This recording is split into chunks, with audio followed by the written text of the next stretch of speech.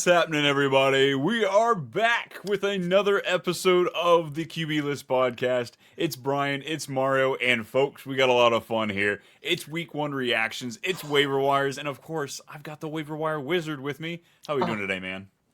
Brian, I'm doing excellent. The full fantasy football dread has set in. The highs, the lows, truly all of it. I'm ready to overreact, underreact. Where do we begin? It's hard not to jump right into that Sunday night game, dude. That was crazy, crazy fun right there. But yeah, it is just going to be the two of us today. Look, Nick couldn't handle the excitement. It was too much for him in week one, so he's taking a couple days off. It'll just be the two of us for these first couple episodes in the week. Make sure you like, subscribe. If you are here on YouTube, we're getting all the fun happening on the video feed. And then, of course, if you're always just the old-time listener on the podcast, give us a review. Give us a comment. Drop something in there below. But yeah, we're going to go through here, some studs, some duds, and of course, we're going to clean up with the waiver wire afterwards. I mean, best place to start, man. You ready for some quarterback studs? Let's do it. Quarterback. Let's do it. Yeah. Is there any quarterback you want to start with? Maybe a particular one on your team that you like? I've got very little exposure. He goes as the quarterback one in the drafts, but we have to start here. Josh Allen coming back. Getting the dub there at home, 41-40 against the Ravens. I don't know how this happened, man. 2 passing touchdowns, 2 rushing touchdowns, 394 yards. The guy nearly hit 40 points, depending on your league settings. I mean, it's money. It's Josh Allen.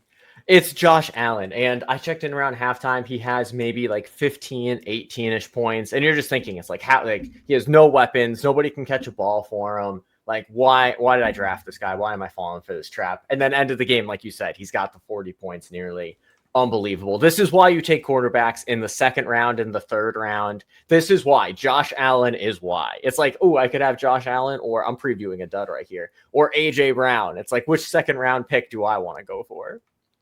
Hey, you can do that, or you can take a QB late. You can take a Justin Fields late and get just about the same type of performance.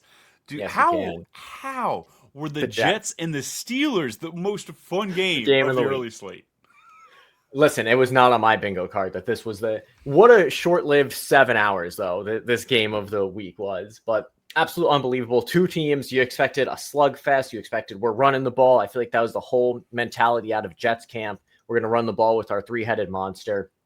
Breece Hall looks incredible. Justin Fields could throw the ball, 72% accuracy. Like, he looked great. So unbelievable. Yeah, Breece Hall, first 3 runs came out the gate, and all I could do was sit there and look at my draft rankings. And of course, the emotion hit me the week prior to the drafts, and I tinkered, and I feel pretty dumb about it. 70% of the carries went to Breece Hall, 18% target share. We kept talking about it's Garrett Wilson and nobody else. Somebody else has to be catching it, and of course, the running back's going to be pulling in nearly a 20% target share. Braylon Allen, unfortunately, got 3 of the 6 red zone carries, stole the touchdown to really push Breece over the edge. But, yeah, I guess I'm moving on to running back there. I was excited to talk about the Jets. No, and how often does that happen when we're excited to talk about the Jets? But even still, like, you're right, he got robbed of the touchdown, but still finished as the 9th before Monday Night Football in half PPR. I mean, this is what he was drafted for last year and fell short consistently, but now we're seeing those flashes. So if you took the chance on him, you're rewarded. And someone else I want to talk about if you took the chance on, Travis Etienne. No, Brian, maybe he played the Panthers or maybe he's back. I don't know what it is, because don't forget 2 years ago he finished in the top 5 in the season in half-point PPR. Comes back with a top he's 6th right now before Monday Night Football. 143 rushing yards. I believe that's only Derrick Henry has more this week, so I did not see this coming. But again, maybe he just played the Panthers. So is the hype real for ETN, or is it just the Panthers? I think we can say it's a little bit of both. You know, just as far as the Liam Cohen offense, we know he likes to use 2 guys. We saw 2 guys relevant there in Bucky and Rachaad White last year, so I don't think it's out of possibility for it to be some sort of ETN combination. Maybe it's Tootin. Dude, LaQuint Allen, the 7th round rookie, had more attempts than Bigsby and Tootin there going into the game. Ended up finishing at the least amount of work of the 4, but I think it's be ETN until ETN doesn't get it done. And then these other 3 are going to plug in nicely. 65% weighted opportunity for ETN, 9.7% target share. He had that 71-yard run. Woo-hoo! 40 snaps. that's RB1 we're sniffing right there. But we don't like to talk about that because he didn't do it for us last year. He did not. And, he burned me too bad last year. I tried to avoid him, or I got too greedy with him, so I missed him on a lot of spots. But now it's like I'm already firing up the trade calculators, and I'm like, all right, how do I get him back? How does he come home? Right.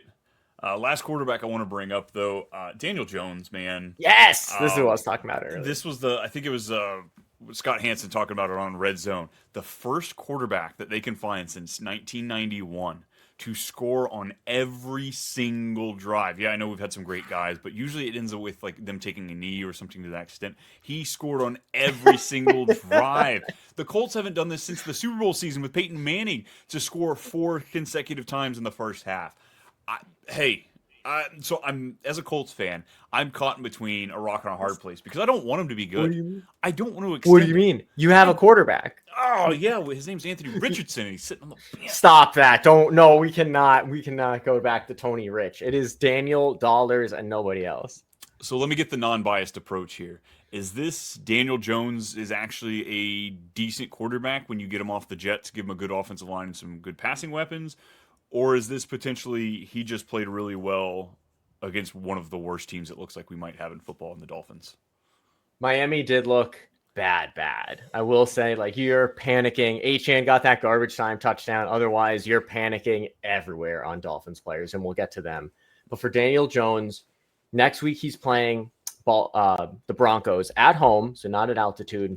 So that matchup scares you. After that, he goes to Tennessee. That matchup does not scare you. So I'm of the firm camp.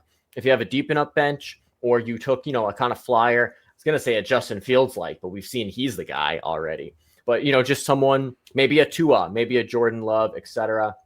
I love stashing Daniel Jones this week because if he does well against the Broncos, his price is only going to skyrocket from there. And you already got him on the cheap this week. So I love the stash to pick up here. Yeah, 100% agree. Let's go back to these running backs. We threw out ETN. Give me another guy that really impressed you this week. ETN was my 1-1. Hall, I was really proud of. Let's jump to Bill, right? Like, I feel like he was the talk of the whole fantasy offseason. All the experts, all the podcasts, like the armchair gurus. Right, Ja'Cory Cross-Merritt, rookie for the Washington Commanders. And this could be another instance. It's like, did he just play kind of a bad team in the Giants? But the Giants have a good front line, right? They should be a tough team to run on. But Washington looked great. Ja'Cory got a majority of the work, got 10 rushing attempts, 82 rushing yards. You love seeing that. So I think explosive plays to get him to that point. Yeah, exactly. So I don't have the snap count in front of me, but he looked excellent. I'm pulling it up now, doing it live. Eckler still got quite a bit of work too. 6 carries, 26 yards, 3 targets, yes. Caught them all for 31 yards. So Ja'Cory Cross-Merritt, I get the excitement. They were explosive plays, I guess. I'm not exactly the biggest film guy ever, but watching it, it was fine. It was fine. It was watching a day 3 running back. It's what I thought I was watching. I still think Eckler's the one I want to own. I don't think he's going to be gone outside of injury. And with the pass catching work, I think it's just going to cement him in that role. Yeah, agreed. Eckler does have the history of the pass catching. I have the snap. So 33 for Eckler, 23 for Ja'Cory. So Eckler still the guy, but I will just give the flowers to Bill. Like I said, he was a fantasy darling and came out strong. And we are go for it. Yeah, one more, just because I see right below him at RB12 on the week. J.K. Dobbins. He was someone, I feel like he was another situation where Denver's backfield, we just weren't too sure about. People loved RJ Harvey, but if people remember last year, like we were talking about him in the offseason, but J.K. Dobbins, when healthy, he is a guy. He was phenomenal last year, so no surprise to see him at the top 12 finish right now. I mean, King Henry, as of we're recording this just before Monday Night Football, so we might have a little bit of changes in this. But, I mean, King Henry, we got to give him his due. 169 yards on the ground, 2 rushing touchdowns. He even caught one for 13 yards. 13 yards. Dude, when he stiff-armed that guy in the ground, I'm fully convinced when he dove at Derrick Henry, he purposely dove a yard or two ahead of time, knowing that he's just going to slap me on the ground, I'm going to go down. Because the dude, slapping on the ground, oh, no, I didn't take down Derrick Henry. Dude, you freaking knew you weren't going to take him down. That was just you giving your best effort. It was unbelievable. It was truly what like you dream of doing in backyard football is what Derrick Henry does to grown men. And it's unbelievable. I saw one tweet. I forgot who tweeted it. It was like, send Derrick Henry to fight the aliens. And that just really summarizes. 100%. I think he'd stand a chance. That's for sure. Bijan tore it up as well, 100 yards receiving. It was a great 40-some yard reception that he had. It was great there right at the very beginning of the game. But the Thursday night player I want to bring up here, I want to make sure he gets his due. Javonte Williams. Man, when we got Jaden Blue, the day 3 rookie that wasn't going to play, you kind of knew it was going to be Javonte Williams and Sanders. And Sanders, I think it was 11 snaps is all he had. It was nothing. Javonte got the bulk here. Only 54 yards on the ground. It's also against the Eagles. Missing their first player because he couldn't keep a spit in his mouth. But either way, Javonte Williams is going to function like this for at least the first half of the season. After that, it might fall off a little bit as they go through those growing pains. But I imagine he's going to fall into the end zone more times than not, and he will be the bulk carry of this backfield. Definitely. No surprise to see him. Maybe a little bit of a surprise to see him get the 2 touchdowns. Kind of thought maybe 1. We really thought CD and Pickens would get a little bit more involved, but how the game script really went was just, we're going to use the air to get it to the red zone. And now that we're at the goal line, it's like, we're just going to almost push Javonte Williams in. So I could see this being a very common game script for the Cowboys. So if you snagged him late, you love what you see for Javonte. Yeah, 100% right now. The ETN and Javonte bag owners they're getting excited for the cheap prices they had. Exactly. They're like 0 RB guys. It works. What do you mean? You just need Javonte Williams and ETN. No kidding. You ready for some wide receivers? Let's do it. Let's talk about some through the. Oh no, one more running back I want to talk about is what's going on in Seattle, because we knew Charbonnet was a premium handcuff, but did we undersell him as a premium handcuff? Is he a premium plus? Is he the guy? What's going on here? Am I panicking as a Walker third manager? Pass. I don't want to talk about this. I transition just to wide receivers because, yes, Mario, this is probably the most important thing we talk about here with the running backs. Oh, my goodness. Sharps and Walker. Early rotation, at least for the first half, it was Walker got to drive, Sharps got to drive. Sharps got 55% of the carries. I feel like it was a little inflated because he was on the bigger drives. Granted, maybe it was because of him. But the drives he was on, they were a more sustained drive. The great thing that you can kind of take away from this, Charbonnet, who I kind of thought was the better pass catcher, didn't get a single target. Walker's sitting there at 13%.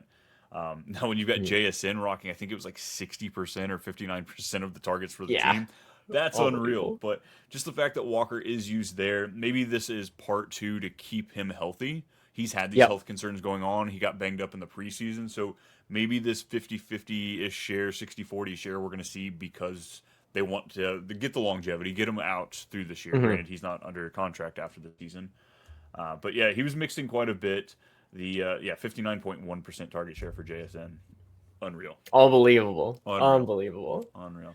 But I'm panicking a little bit. I'm definitely watching what's happening. I'm well aware of where Charbonnet is in my league, but I'm not completely panicked yet. But that offensive line is crap. Yeah, agreed with all of those points. But needed to talk about it. Okay, now we can transition.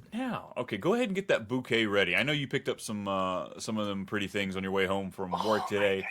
You got to hand it out to Zay, right? You have to give Zay his flowers. I'm a little hurt because Zay is my guy, and I have shares of him because he's my guy. He's been my guy for years. And this is just a shout out to my personal home league, which nobody cares about. But they knew, and they would just like pick. It's almost like they cahooted. The person right ahead of me picked him right before. So I just have to shout out that I hate them. But Zay Flowers, giving him his flowers, finally is developing into the guy we thought he would be. Right? You have an MVP quarterback. You have who should be the bona fide wide receiver 1. He should get some work, right? Like we used to always think it was Mark Andrews. It's not Mark Andrews. We're going to get to him in a moment. But Zay Flowers, 9 targets, brought in 7 of them for 143 yards, including a 39-yard long. The touchdown. You feel excellent about this. Now, granted, not every game for the Ravens is going to be a shootout like this. Yeah. But you feel excellent of just the usage, of just the confidence Lamar has in Zay. So you feel really good about Zay Flowers. Yeah, they got a great defense, great offense, but they do have a harder schedule. So if they're in more of these competitive games, they're going to have to use Zay and not just rely on Derrick Henry. Or if Derrick Henry's going to keep dropping them, then it's going to put them out Oh, there. But Zay Flowers, he ran a route on every single drop back. oh my That's goodness, the something cardio Jaden Reed king. is just dreams of, something he never sees happen. 50% target share. That's dope. Gotta love that. Mark Andrews. Sorry, buddy. This is the stud section. We don't get to talk about you. Oh my goodness, we got to stop putting salt in that wound. We'll get to Mark Andrews and the pain he caused momentarily. Oh man. You talk about actually. Let's go ahead and double dip there. Let's talk about this Friday game here a little bit. Chiefs obviously walked away with without the dub. Chargers came into Yes. Brazil, their home, second home away from home, and got themselves a win over the Chiefs. Look, I was fading Ladd so much this year, just not buying. Like I like him as the talent, all of those things, but coming into it, it felt like there was nobody on the team last year. It all had to funnel through him. This year we've got some more. Quentin Johnson, he's going to show up 3-4 games a year, give us something. Keenan We Allen know came that. back home. Trey Harris, they drafted him. There's so much going on Mhm. here. I'm worried for the Lad owners. 6 for 9, 74, but Keenan Allen 7 for 10, 68 and a touchdown. QJ 5 for 7, 73 and 2 touchdowns. Lad's going to have great games. He's going to be great this season, but is it going to be a lower consistency or a lower floor, I guess, for him with all this?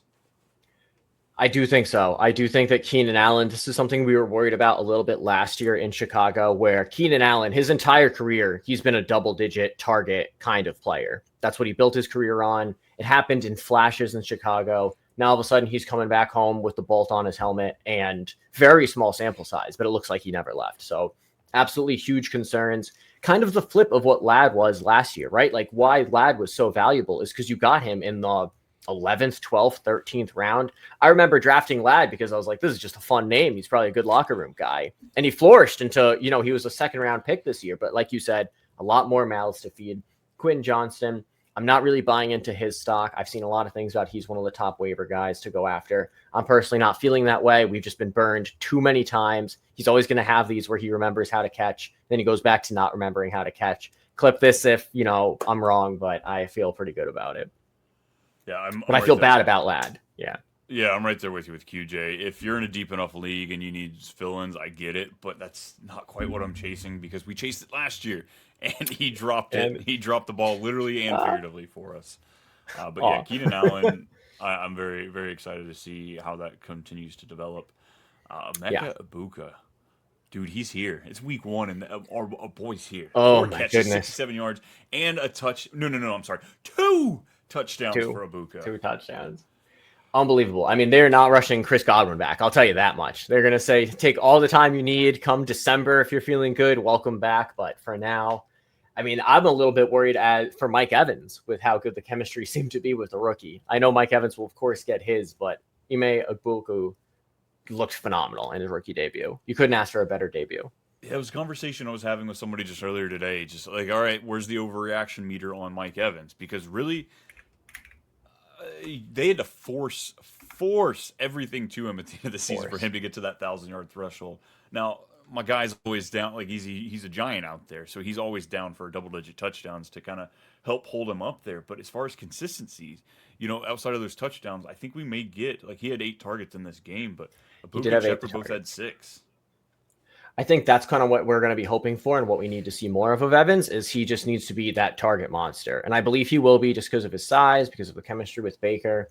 And I also think just kind of what we saw week 1. I mean, Atlanta has gone against Evans plenty of times. They know not to let this guy burn you. So if they're going to put all of their focus on Evans or the rookie, the rookie's going to slip out. So that's kind of my positive spin for the Evans managers out there.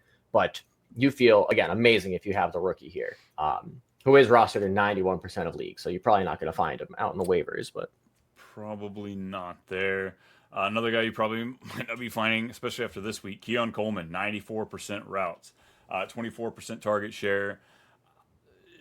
I mean, is this for real? Do we finally have a number one target for Josh Allen, or is this just maybe Shakir was still a little hobbled coming off of that? Josh Palmer is just what he is as a wide receiver 3. I do still have a little bit of a hangover of last year where it's the same situation as Green Bay, right? It's like there are just so many B to B plus guys that you just never know whose day it's going to be, right? Like today it was Coleman's. It wouldn't shock me if next week it's Shakir's against the Jets. Yeah. So you feel great if it's Coleman. I do think that if you play it right, their floor will always be, wide receiver 3. Like right now, Shakir is wide receiver 27. I think that's about where the floor is. And then the ceiling, of course, is going to be the number 4 that Keon Coleman is. So you're just rolling the dice. Like I don't feel great about that, but if I'm plugging them into my flex, it's like, why not? Why not have that little bit of extra parlay on your fantasy lineup, basically? Yeah, absolutely.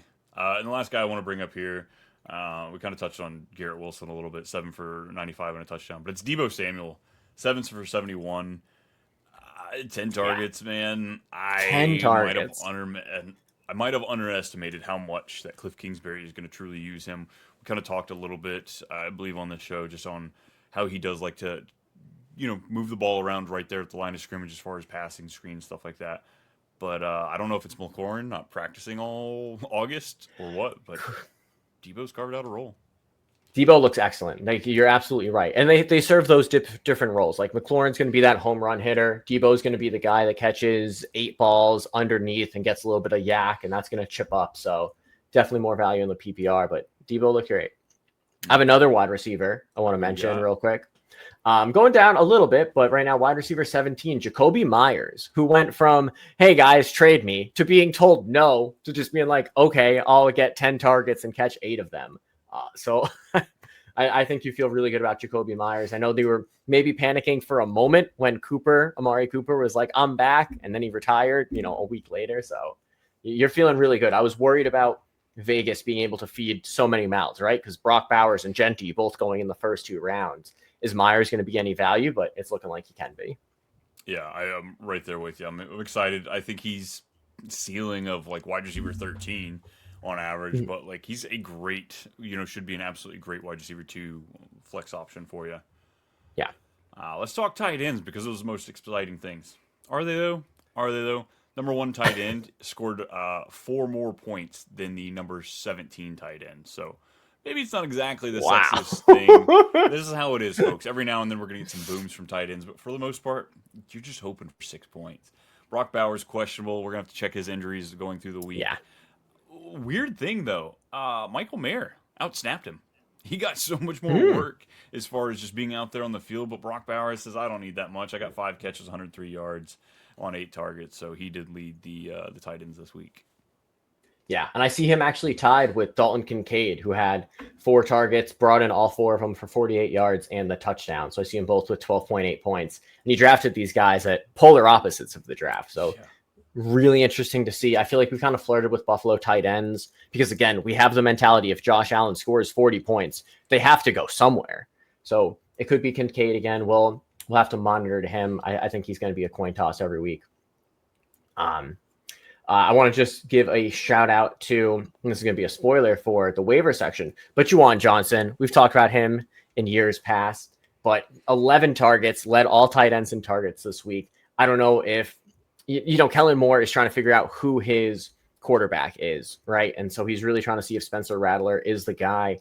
So I just kind of expect a lot of these easy throw to tight ends. I feel like that's going to happen a lot. It's going to be to him or Olave or Kamara, I guess, right? Like all 3 of these guys are the pass catching. I don't know. That's kind of upsetting. Kamara did not get the passing work that we're used to him seeing.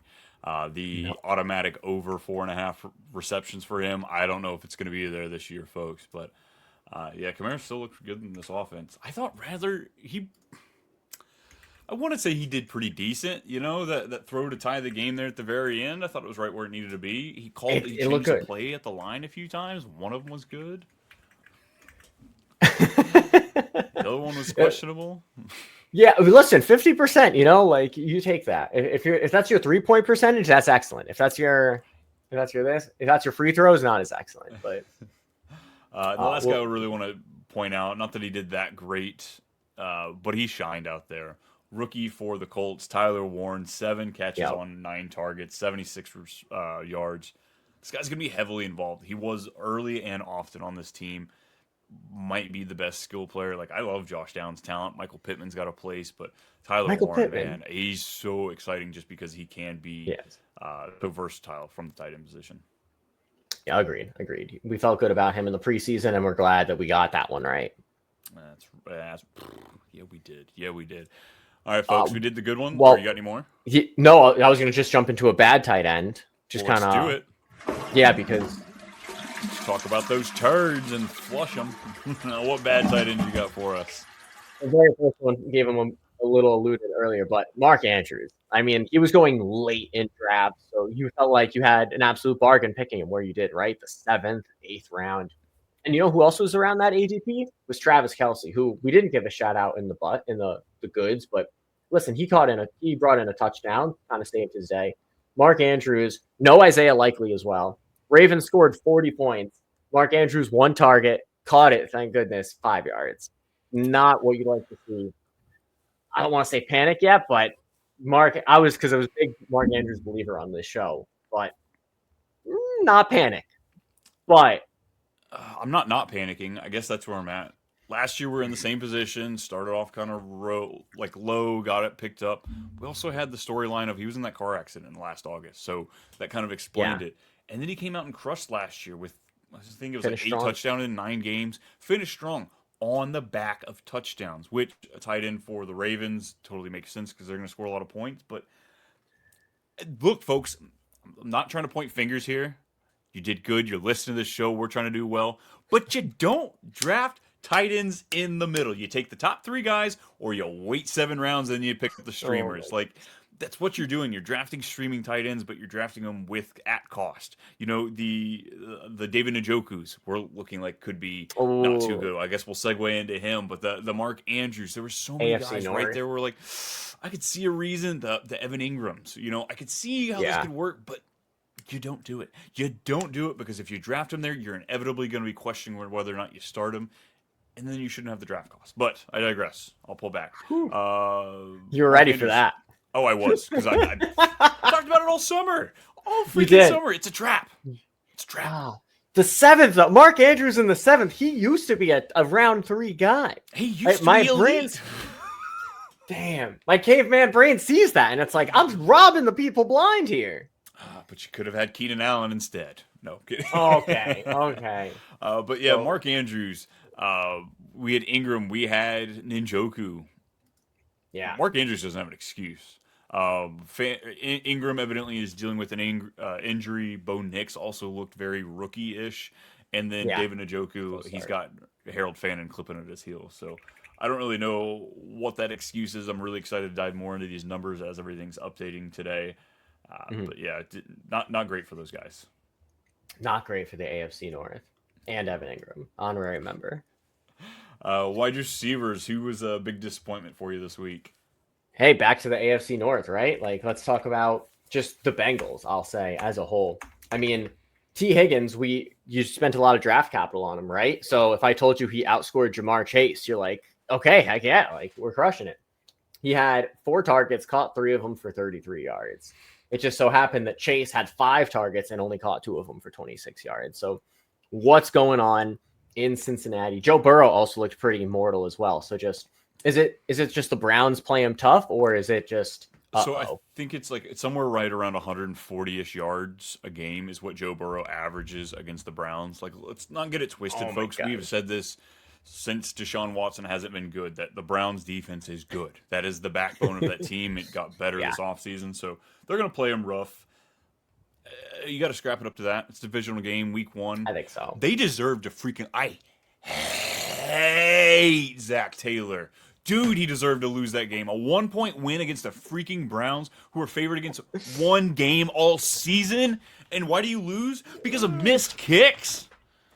Oh, my goodness. Getting heated. Zach Taylor, yeah, go kick rocks. But, yeah, I mean, the Bengals receivers all stunk. The Houston receivers all stunk. The Miami, I'm going to cheat. I'm going to Miami. Tell me, Tyreek Hill, is it trade and get out? Like, is it just bail? Is it that time?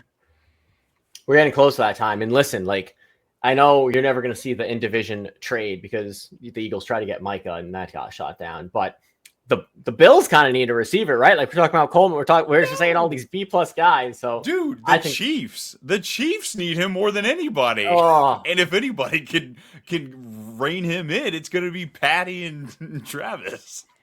oh my goodness. And yeah, and Andy Reid, he saved a lot of lost souls so he could go back and get Tyreek's head on his shoulders. But I would not. This was part of your Waddle take earlier in the offseason, right? Where if Hill goes Hill may move just based on how bad this team looks. I think I saw a stat that Tyreek Hill hasn't had a 30-yard completion since week 1 of last year.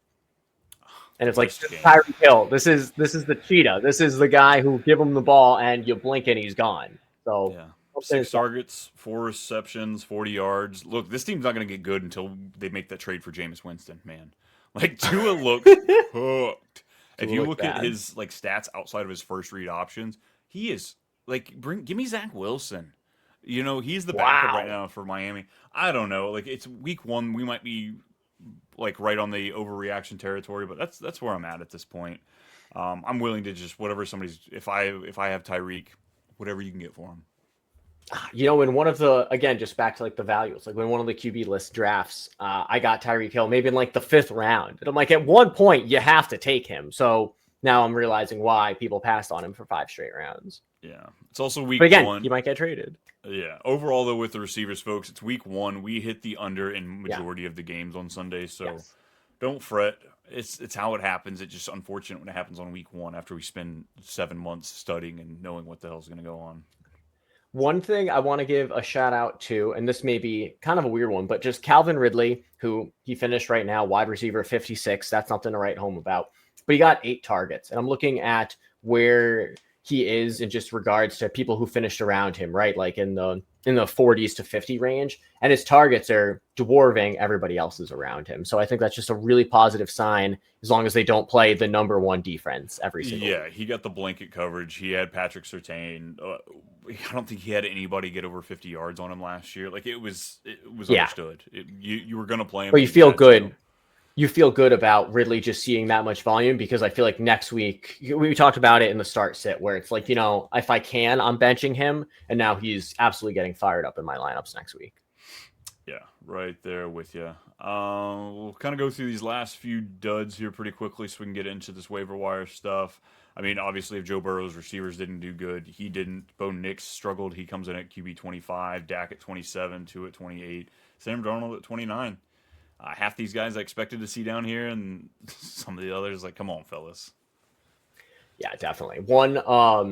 We jumped over running back duds, which I'll give at least one honorable mention, but Isaiah Pacheco, currently running back 40. He looked good. He averaged 5 yards a carry, so he was doing something right, but he only carried the ball 5 times. So I don't know what's going on in Kansas City. I feel like Andy Reid, as an Eagles fan, it's burned in my brain that he's going to have a running back that's just going to pound the rock 15 times. So, but Brian, you got something on your face. Tell me what you're thinking. I was going to say, a little early, we're not in start sits yet, but the Chiefs, we got the Super Bowl rematch next week. They play the Eagles, and Jalen Carter's probably going to keep his mouth shut for this game. So I imagine he will be on the defensive front. Are we benching Pacheco? I mean, early, but you benching Pacheco? Just early? Oh, my goodness. We'll save that tune in to Thursday's episode and find out if we're benching Pacheco. But it's not looking great. Funny enough, running backs. LaQuint Allen, running back for the Jacksonville Jags, RB 58. Tank Bigsby, RB 60. And Bashaw Tootin, RB 61. So... if you took that gamble on those running backs, it was all wrong outside of ETN. It was ETN, or he played the Panthers, but right, it was the Panthers, folks. Their defense gave up so many points last year; it was historic. Yeah. Now we're going to get into waiver wires. We got to talk about these players, who we're adding, what we're willing to spend on them if you're in the FAAB, which you probably should, and then who you're willing to drop, because that's sometimes the hardest part. There's tons of players you want to pick up, but who do you drop? Let's start off with some quarterbacks. Who are we eyeballing for week 1 or week 2? Yeah. So the number 1 guy I'm targeting, and we talked about him a little bit earlier in the high performers, but Danny Dimes, right? Daniel Dollars, Daniel Jones. Little scared that he's going up against the Broncos next week. But again, I'm trying to pick him up this week because even if he's serviceable, because whoever I have right now, unless it's maybe Tua or Russell Wilson, who was not a top 12 quarterback last week. I might have been wrong on that one. But unless you have someone that's truly, truly abysmal and you can wait one more week. I like stashing Daniel Jones. If he looks even good against the Broncos, right? You feel excellent playing him against the Titans in week 3. And kind of, he could be what Bo Nix was last year. Baker Mayfield was last year, just a surprise. So he's probably my number 1 quarterback target, but it is a little bit iffy because you're not playing him this week.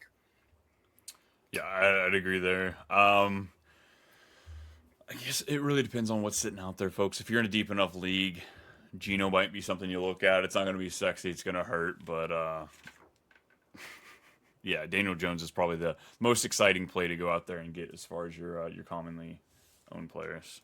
Yes, I'm trying to see who the Raiders play. The Raiders play the Chargers on Monday Night Football, so that could be kind of interesting. Yeah, I think it'll probably be Geno because Aaron Rodgers, I don't think he's throwing 4 touchdowns. I think that was the Jets' fire in him why he threw 4 touchdowns. I don't think we're getting that every week, but listen, he's an MVP for a reason, so.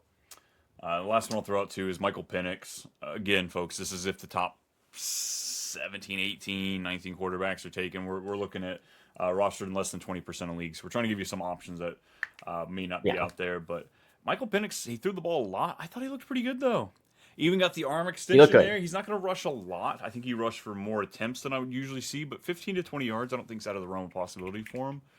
And as long as Drake London isn't hurt, I think you're coming back to Penix potentially. Definitely. And I'm just looking at attempts right now. Michael Penix, I mean, his 42 attempts, like only a few guys got over 40 this week, and he was one of them. Another one who got over 40, who will not give you rushing upside, is Joe Flacco, if you're really feeling crazy. Look, those 2 interceptions that Flacco had were not his fault. Not his fault. Not his fault. Again, Zach Taylor, you lucked out, buddy. I'm coming for your job. Oh, my goodness. Just kidding. But in Cincinnati. Take that, Skyline lovers. But they weren't his fault, but I was preaching the Bengals defense last week. So, we'll take them. We'll take them and we got them. All right. Let's talk some running backs here. The cream of the crop, the position everybody needs to be filled up. Who is the number 1 player you're looking at right now? Oh my goodness, the most powerful position in all of fantasy. This one, a couple good ones, a couple mad ones, but I'm going to start, and it's week 1, right? So what do we even know? But Dylan Sampson really, really impressed me. He had 8 targets, and I think Nick mentioned him as the pass catching, so big credit to Nick on the show a week or 2 ago. 8 targets, only trailed Christian McCaffrey and Jahmyr Gibbs amongst running backs. We've heard of those 2 guys. They're pretty good. Now, again, I don't expect Flacco to throw the ball 40-plus times, but we love to see that, or he may. And then if we're just looking at the rest of that backfield and just a running back perspective, Sampson had 12 carries, which was half of the team's total rushing attempts. It kind of got a little muddy at times, but the next second was 6 from Jerome Ford, who was another running back. So double the second running back behind him. You love to see that. Jerome Ford got 1 target. He caught it for -3 yards. That kind of more cements that Sampson is going to get action in this passing game. So I love the opportunities. I love what he did with those opportunities. So Dylan Sampson would be my number 1 running back target. Yeah, I'll jump right on that. I'm right there with you. I know we got word that Quinshon Judkins has signed his contract with the Browns. Yep. Should be back with the team. There's speculation. Maybe a suspension comes down the line. But even if not, we'll play the game that he's not and he's back this week and he plays. He will be exactly in the same format that he was at Ohio State. He's the grounded pound guy, while Travion Henderson, in this case Dylan Sampson, will be the pass catching, the explosive back. So I think that's the back that I would rather own.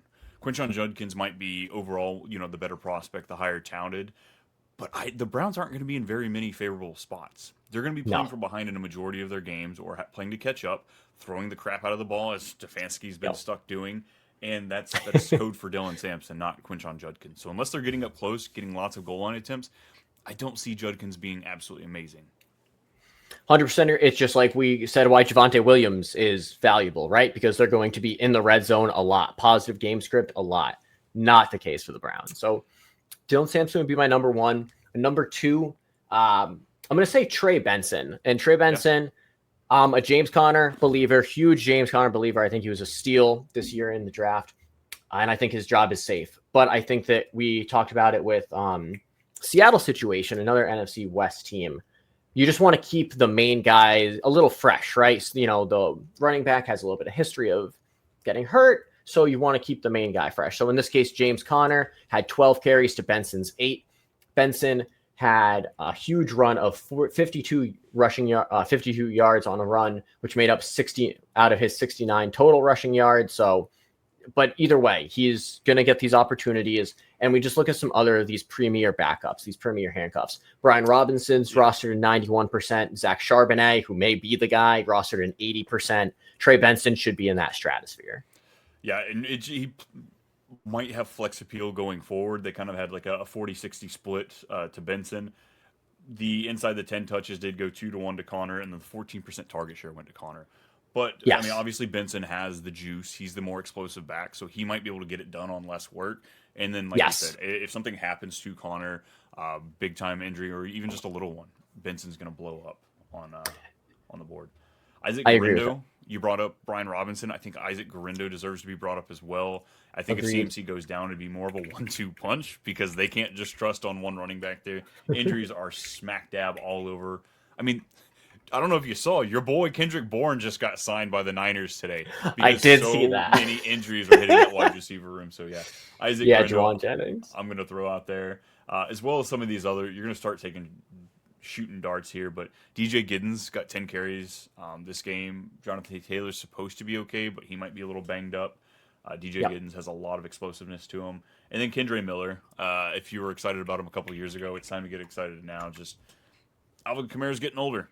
Maybe they finally trade him. I doubt it with that contract, but just the guy to own for the Saints would be Kendre Miller. Agree. And not even if they trade Kamara, just kind of, we're talking about what the Saints situation is, right? Yeah. Where they're not going to win games. So it wouldn't surprise me 5, 6 games, 8 games into the season. They're like, Kamara, you're a healthy scratch. We're shutting you down. And then there you go. The next man up gets the opportunities. The Steelers running back room is abysmal right now. Jalen Warren's getting a decent amount of the work. Caleb Johnson's there. Kenneth Gainwell is going to ruin this backfield.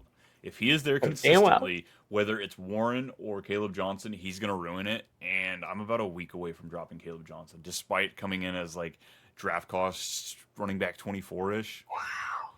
He might not be anything until the second half of the year, or like Arthur Smith hates us all. Oh my goodness. Listen, I mean, Kenneth Gainwell as an Eagles fan, so I saw a lot of opportunities to Gainwell, and he's always been a very serviceable guy, but it definitely just not what we envisioned. I think that, we just kind of had our eyes set on Warren, or like you said, the shiny new toy. But Gainwell, 7 carries, that's a pretty considerable amount. It's going to be tough. It's going to be tough there. Yeah, very tough. Also, Ollie Gordon. It's Dolphins. You probably don't want to own them, but just throwing that out there. The backup to Achane right now. Yeah, exactly. Because Achane, I mean, again, Achane's day was saved by the garbage time touchdown, but that could have been Ollie's. That could have been anybody's. Like, as of very small sample size, but you are not thrilled about this Miami defense or Miami offense. Excuse me. Yeah, they only got 1 carry inside the 10. It did go to Ollie Gordon. He will be their goal line back, it looks like. Okay. So Tyreek Hill's words rang true when Tyreek Hill was like, why is Achane out there in these packages? And they were like, all right, Tyreek, you might not have been wrong, but we're still going to get rid of you. Sorry, buddy. We got to strip you of your captain. Any other running backs you want to bring up?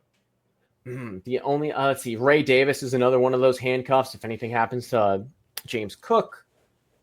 Otherwise, I mean, it's week 1, right? Like AJ Dillon got a little bit of work, which I think is to be expected. Saquon is going to be on the field so much. He's going to go for these big, long plays. They're going to give him a breather from time to time. But I think that's kind of where we're at right now. Najee Harris got 1 carry, 5 yards.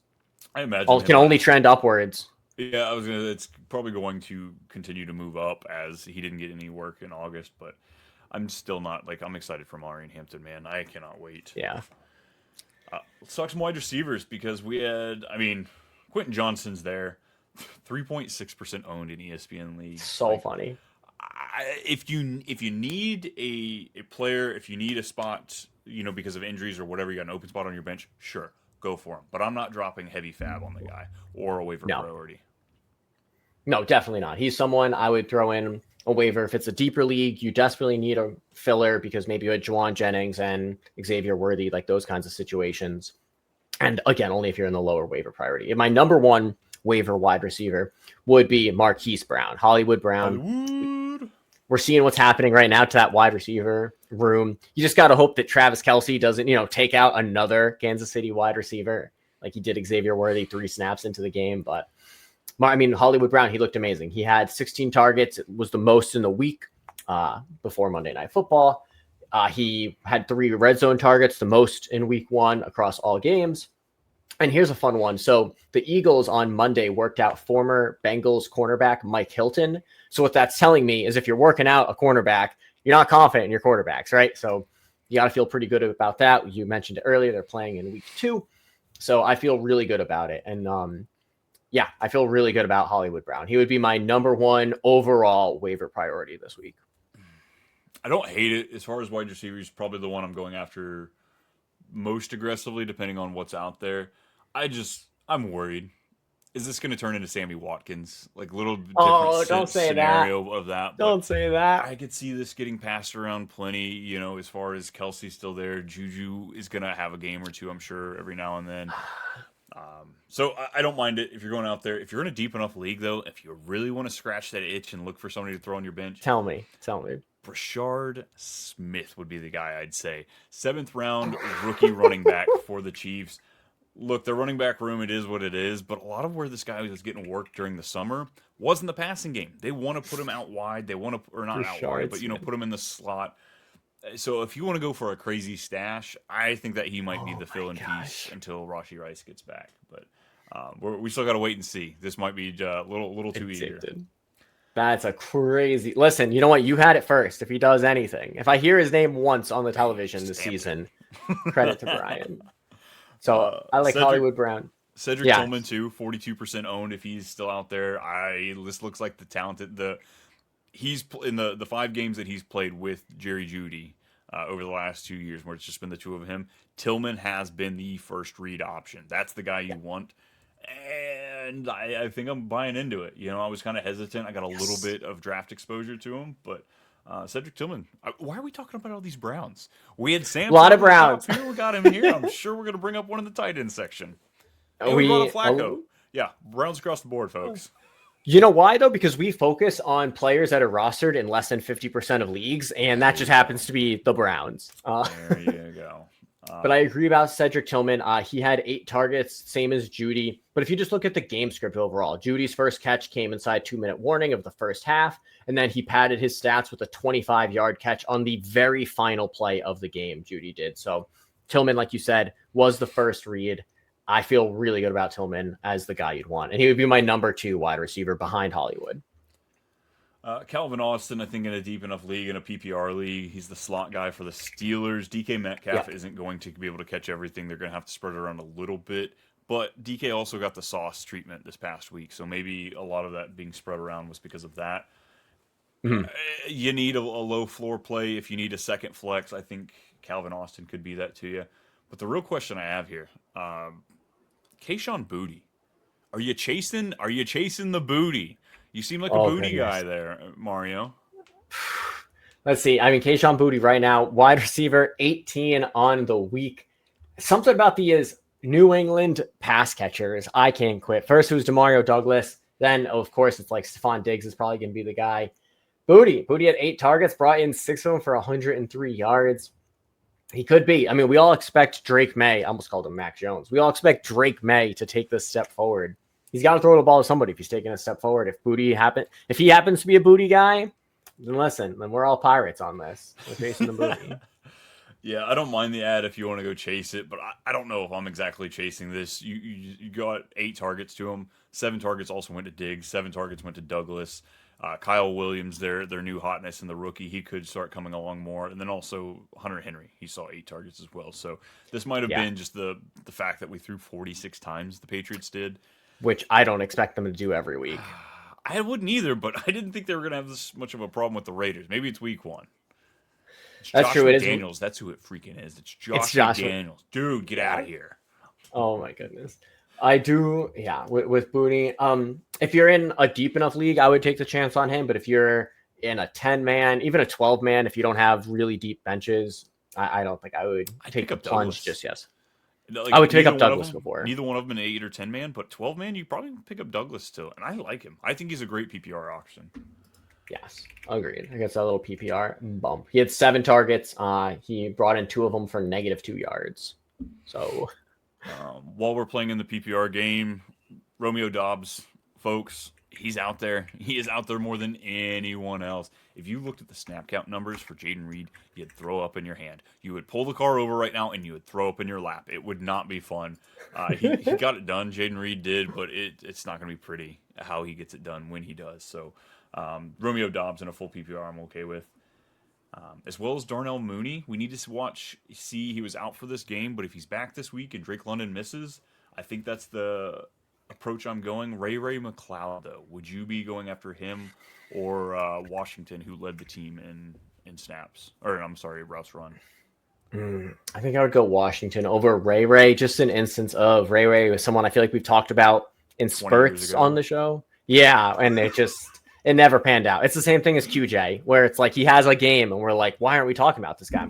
Rashard Bateman is another one. It's like, why aren't we talking about this guy more? And then it's like, oh, because he's going to give you one game every 10. So right. I'm not chasing Ray. So yeah, no, he's only 28, but I feel like the last 2 years I've said Ray McLeod some point on this show, and I've looked like an idiot. So I'm not doing it a third time, except this time if he actually pops off, he got me. You got me, Ray. Yeah, he's like a cheaper or low man Cordell Patterson. You know, he's exciting for what he can. I loved Cordell. Yeah, decent route runner out there, but yeah, I don't think I'm taking either one of those ads. If anything, it's Kyle Pitts. if Mooney and London. That's just Bijan. That's just Bijan getting 20 targets a game is what that really is. Probably. That's where I prefer to see him get his magics through the air. Yep. Any other wide receivers you're throwing out there? We said Tillman. We said Brown. I like Keenan Allen a lot. Keenan Allen is rostered in quite a bit of leagues. I think it's 77 ESPN, 50 on Yahoo. So I don't know. There you go. 8-10-man leagues, folks. Go look for Keenan. Go get him. Drop Stephon Diggs, who was drafted, and go get Keenan Allen. So I like Keenan Allen a lot there. You looking at DeAndre Hopkins, who had that sexy one-handed touchdown catch? Oh my goodness. It was a beautiful catch, but you don't get bonus points. I mean, none of the leagues I play in get bonus points for sick catches. So I don't think I'm fantasy at, man. Come on.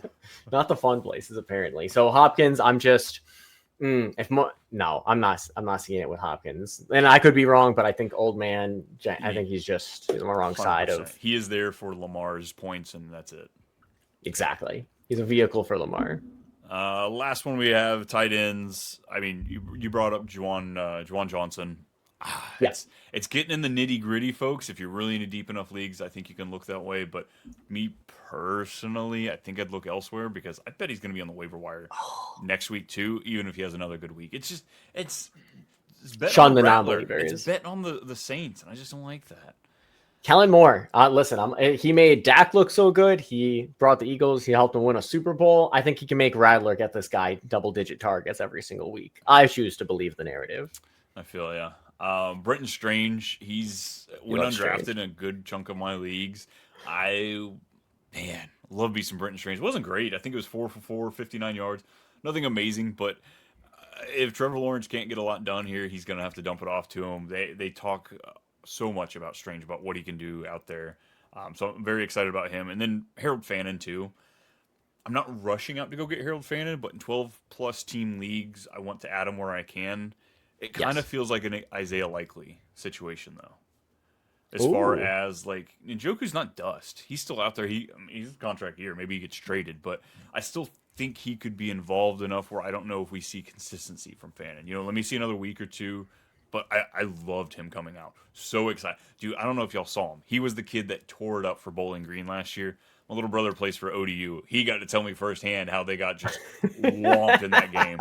This kid is like next level if you look at stats as far as tight ends go in the NCAA. So I'm really excited for Fannin's development. I agree about Fannin.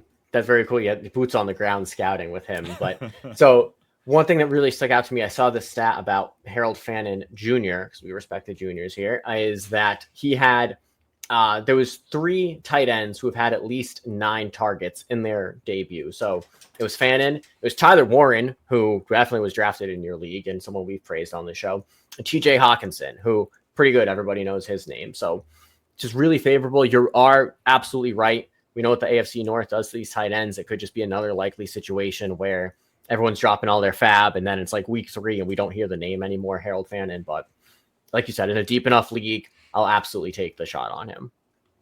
For sure. I have two defenses I Do it. like to give them for the people. So this first one rostered in about 50% of leagues. So maybe they're there, maybe they're not. But the San Francisco 49ers, they're going to New Orleans. We just talked about Spencer Rattler and how we don't have faith in him. And if you ask me, he looked a little rattled last week as the Cardinals deflected a league-high 9 passes of his. I think San Fran's defense is better, so I expect them to turn those deflections into turnovers. They're my top target. If they're not available, here's a deeper one for you. The Cowboys. Cowboys rostered in 14%. I know. I think they scored 1 point last week against the Eagles.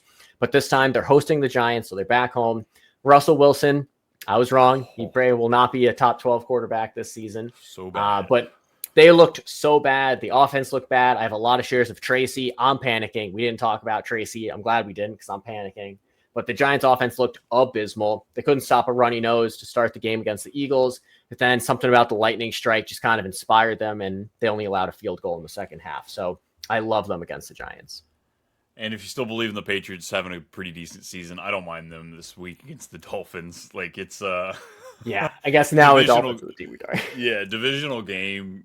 Give me the Patriots defense. They got a pretty good defense. And Christian Gonzalez was out of this last game, so hopefully he's back this week. I mean, not that you got to put Tyreek in check, but he'll be out there to put Waddle in check. You're going to say that, and he's going to get these 30-yard passes again. It's fine. It's fine. I got him in a couple places. Do it, man. Do it. I love it. Oh, man. Folks, that's all we have for you. We're wrapping it up, putting it to bed. We've got Monday Night Football to watch. We appreciate you listening here every week coming at us. Of course, we have the Monday episode dropping every week. Jay's going to be giving you a little insight. You've got the Tuesday episode here with me, Mario, and Nick most nights, the waiver. And then, of course, Brett's coming at you on Wednesday. We've got start sits on Thursday. And then Friday, it's a little magic. We're going in there diving deep with the rankings, letting Joey know where he went wrong. And maybe he got some right, too. Mario, where can people find you if they're looking for more of you and your amazing work?